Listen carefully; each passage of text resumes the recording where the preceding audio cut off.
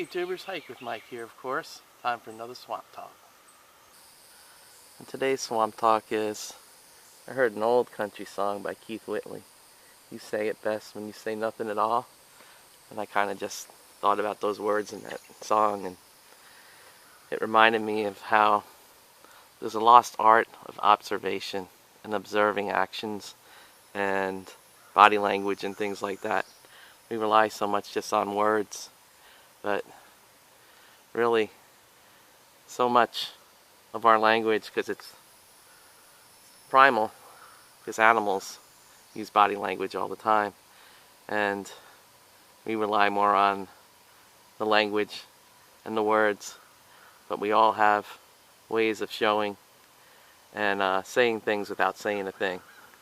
And it's a neat thing to get in touch with.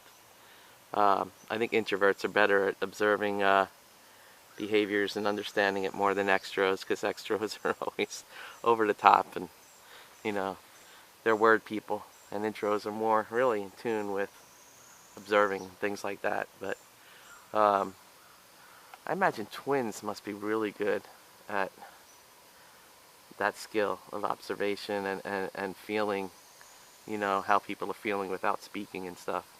You know, being in the womb with another human being for 9 months and then growing up, there must be some sort of connection like that where they probably have a really good skill at doing that.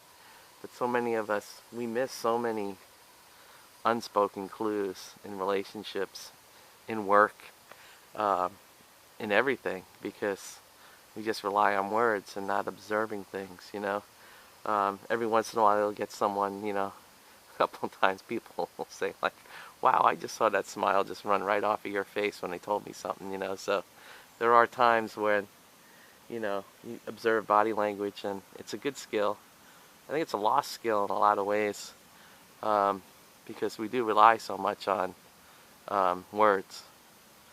So that's my Swamp Talk. Just an interesting, it's funny how I just listened to a country song and I segue into this like weird philosophical thing. But